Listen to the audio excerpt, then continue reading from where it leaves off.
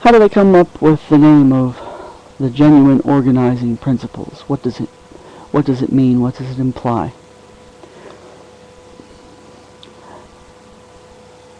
I had voted in 2 elections for the Natural Law Party.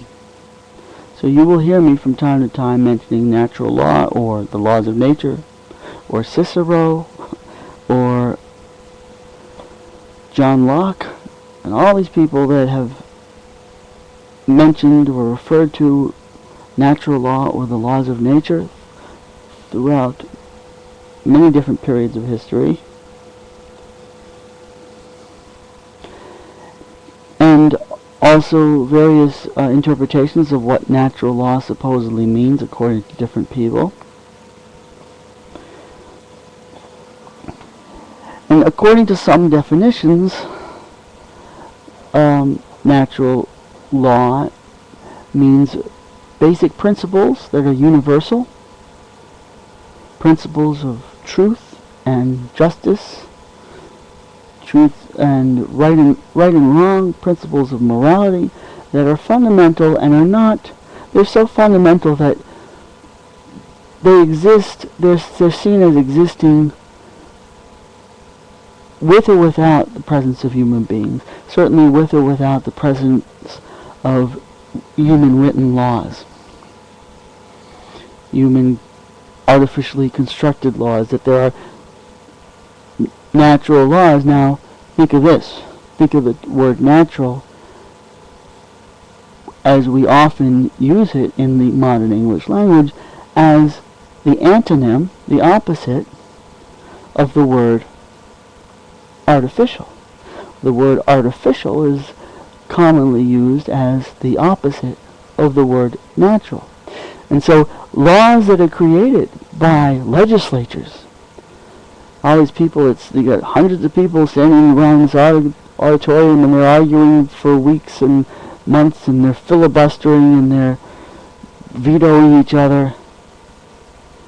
This process is an artificial process to create laws that will be written down that we're supposed to follow because they've been written down and because these people in power have reached this through this artificial process of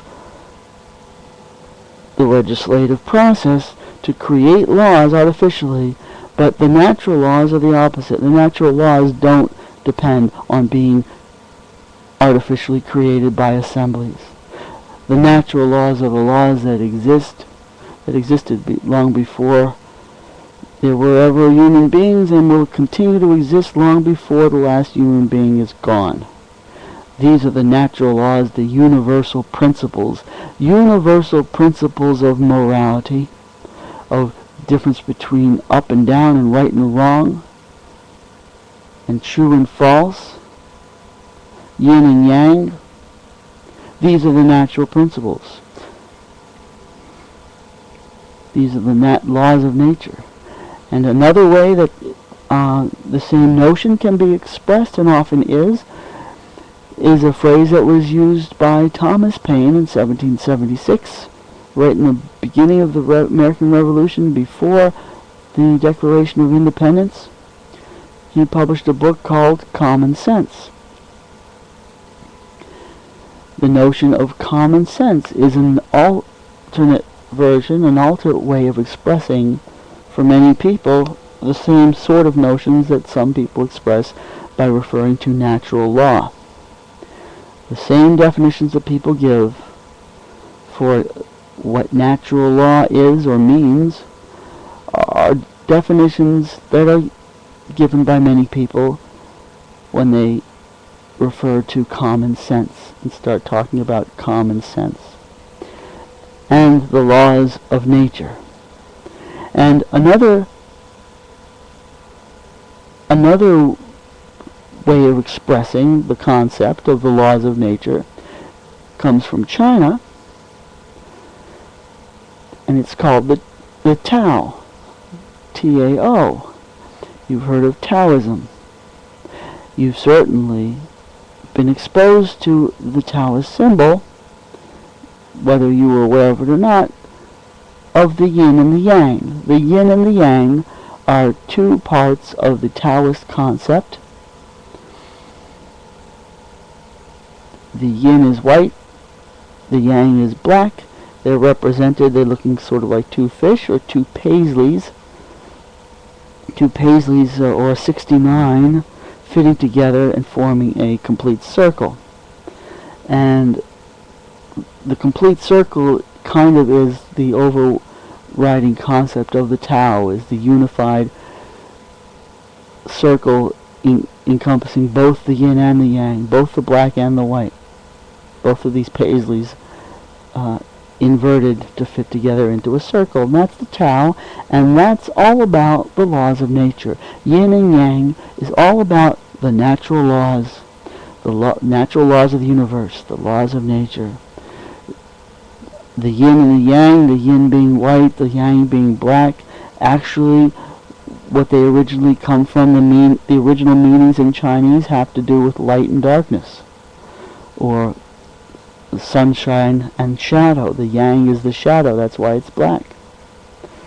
So you got the natural distinction between light and dark, between day and night.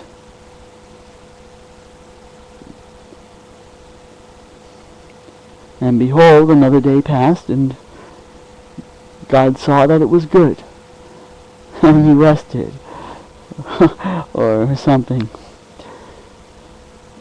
In the beginning, God said, let there be light.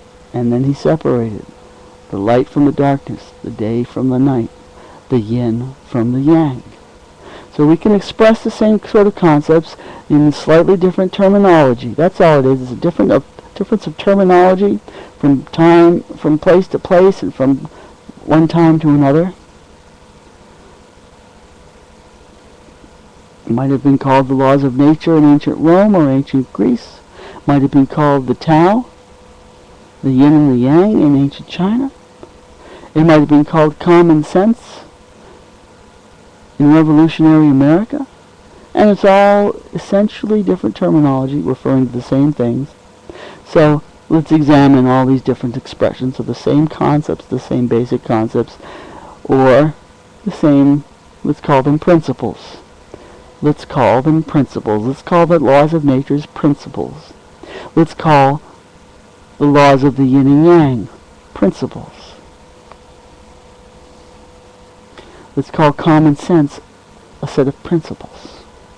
And the word genuine meaning authentic, meaning sincere, meaning real, meaning solid,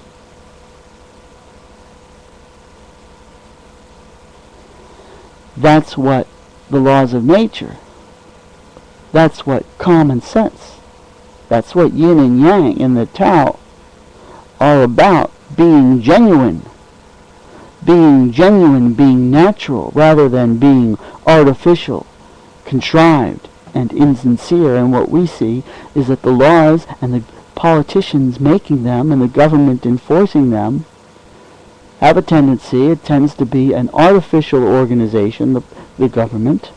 Its procedures tend to be artificial. And insincere. There's just an overriding air of insincerity about our whole government and our whole society.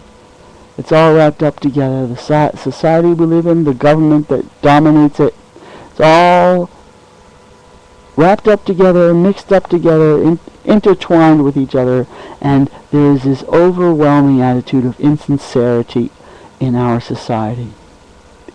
Isn't there? Have you noticed? Have you taken your head out of the sand long enough to look around you and notice the overwhelming mentality of insincerity running our society? Every day of your life you turn on the television and you have commercials coming at you trying to sell you a bunch of garbage. with actors and models being hired to stand there smiling and saying, "Oh yes, this is the most wonderful product, and ever since I bought this product, my life has been just heaven on earth, and if you buy this product, it will be so for you, but if you don't buy this product, you go to hell! Damn you if you don't buy this product! You deserve everything you get!" And it's all fake, it's all insincere, it's all artificial and contrived, and it's all fucking phony, and it's all fucking bullshit, and it comes right down to the mentalities that we live our lives by from minute to minute of every day. It comes down to us and what kind of a mentality we are going to support in our own personal lives, and we are going to tolerate from those around us. What kind of phony social behavior patterns and social environments do we tolerate our whole lives when it's all fakeness, it's all phony smiles, it's all, look, I went to the dentist to get the whitest teeth in the world so that I can shine the phoniest smile in your face and hypnotize you into thinking I'm only looking out for your interests and I'm oh so sincere, when it's all phony. And all anybody's trying to do is pick each other's pockets, and they're reaching out with their right hand to shake your hand while they smile at you to hypnotize you with their super bright teeth.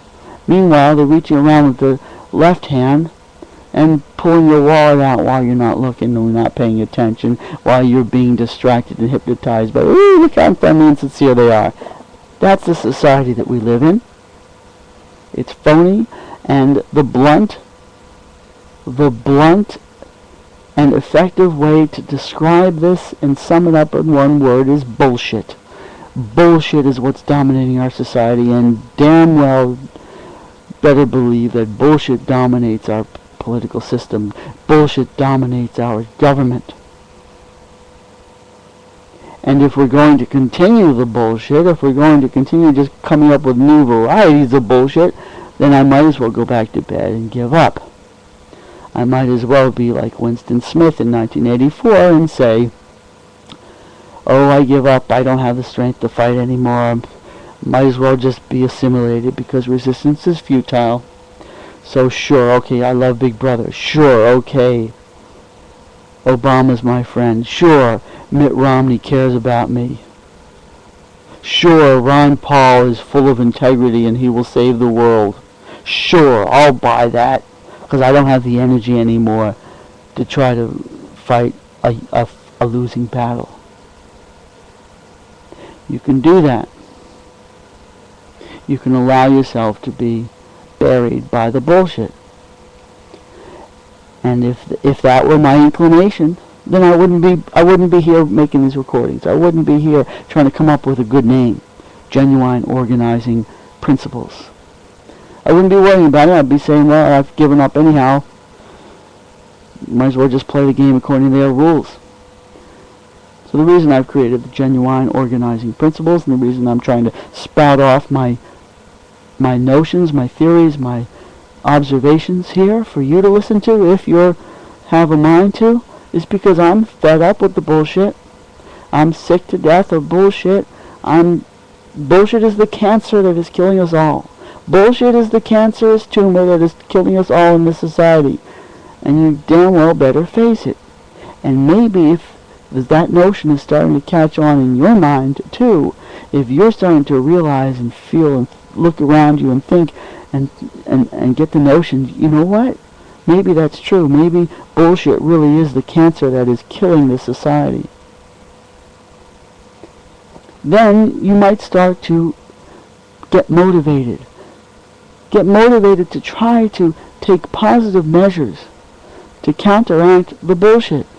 And the very first thing you have to do, the first thing that all of us have to do if we're going to pursue that goal, is to recognize the bullshit.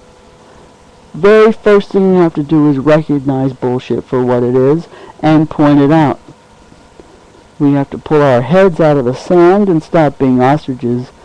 And the first thing we have to do is call a spade and point out the bullshit where it exists. And boy, does it exist.